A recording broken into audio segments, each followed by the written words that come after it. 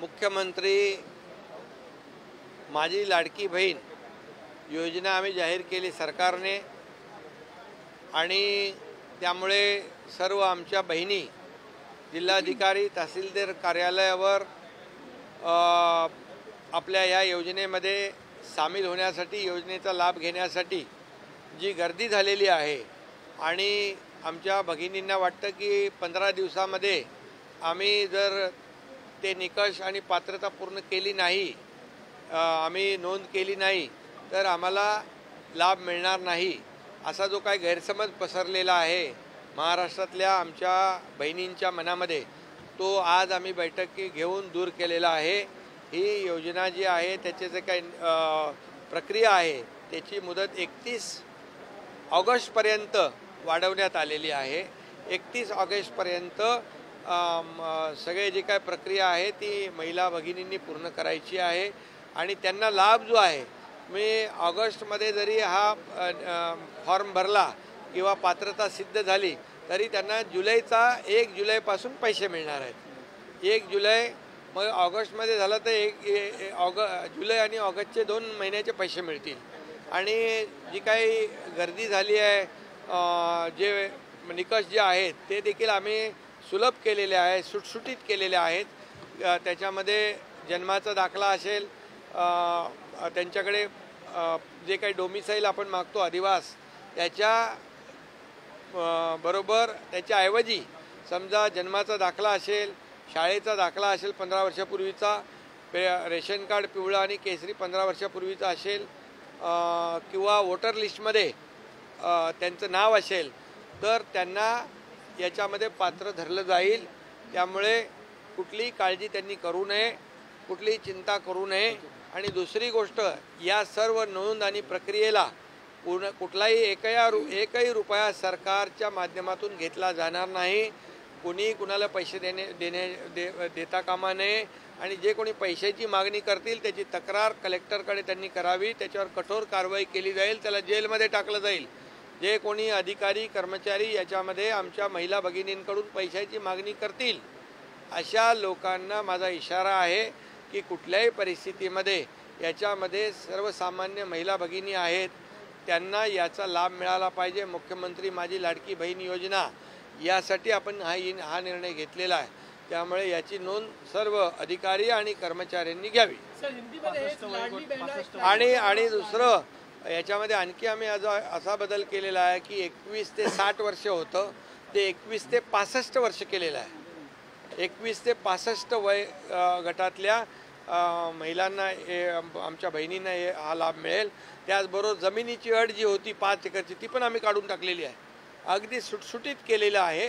आणि त्यामध्ये आपल्या सर्व अधिकारी, जिल्हाधिकारी आणि तहसीलदार, प्रांत यांना माझ्या सूचना आहेत की या सर्व योजनेचा लाभ जो आहे या महिला भगिनींपर्यंत पोहोचला पाहिजे, ही सरकारची भूमिका आहे। आणि म्हणून याची जी प्रक्रिया आहे प्रक्रिया सुलभ होण्यासाठी त्यांना महिलांना आमच्या भगिनींना संपूर्णपणे मार्गदर्शन करण्याचं काम प्रशासनाने करावं। सुलभ कर दी है, सारी प्रक्रिया सरल कर दी है, किस तरीके से लाभ पहुंच सकेगा महिलाओं को? मुख्यमंत्री मेरी लाडली बहन ये योजना सरकार ने शुरू की है, लेकिन सब जगह देखने को मिल रहा है कि बहुत भीड़ हो रही है।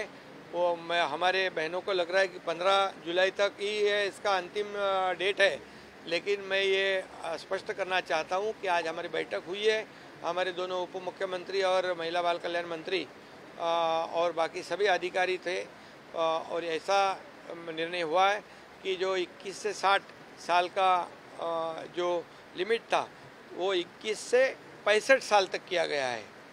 और दूसरी बात, जो मुदत थी 15 दिन की उसको बढ़ाकर 31 अगस्त तक किया है। अगस्त में भी जो भी हमारी बहन फॉर्म भरेगी उसको जुलाई के भी पैसे मिलेंगे, क्योंकि ये स्कीम जो योजना है 1 जुलाई से शुरू होती है तो उसके दोनों महीने के पैसे मिलेंगे।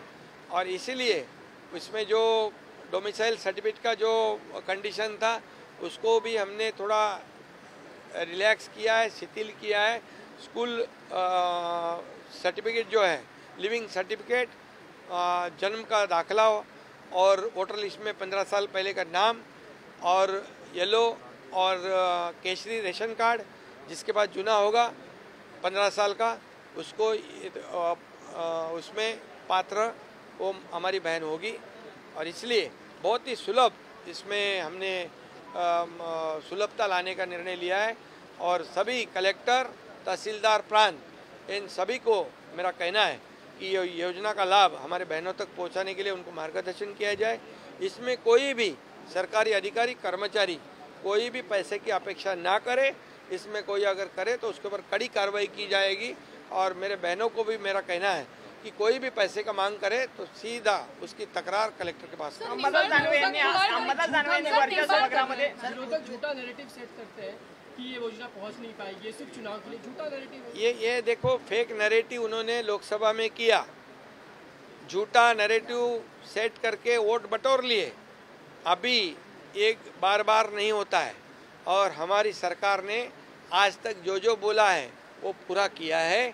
पहले देखो, आपने जितनी योजना हमने शुरू की वो लागू की है और इसका जो प्रावधान हमने, जितने पैसे इसको लगते हैं, पूरे पैसे का प्रावधान हमने बजट में किया है।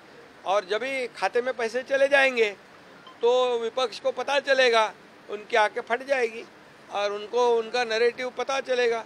और इसलिए हमारी सरकार ने जो निर्णय लिया है वो पूरी तरह महिलाओं के लिए, युवाओं के लिए, गैस सिलेंडर का भी जो है उसका भी है और किसानों के लिए भी, और जिनकी जो हमारी लड़कियां जो है वो पढ़ाई करती है, हायर एजुकेशन, उनके लिए भी और युवाओं के लिए भी ये सरकार ने निर्णय लिया है। पूरी तरह इसका पूरा बजेट प्रावधान किया है। निंबाळकर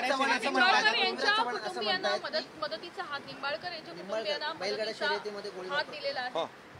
निंबाळकर ते बैलगाडीची शर्यतीमध्ये त्यांनी फार कोर्टाची लढाई केली, सुप्रीम कोर्टपर्यंत गेले आणि त्यांचा दुर्दैवी मृत्यू झाला आहे, त्यांचा खून झालेला आहे। त्यांचं परिवार जो आहे म्हणजे आज बेसहारा झालेला आहे आणि ते आज माझ्याकडे आले होते। मुख्यमंत्री सहायता निधीतून त्यांना 5 लाख रुपयाची मदत केलेली आहे आणि त्याचबरोबर जे गुन्हेगार आहेत, दोषी आहेत, त्यांच्यावर कठोर कारवाई करण्याच्या सूचना मी दिलेल्या आहेत। त्याप्रमाणे कठोर कारवाई होईल। एबीपी माझा, उघडा डोळे बघा नीट।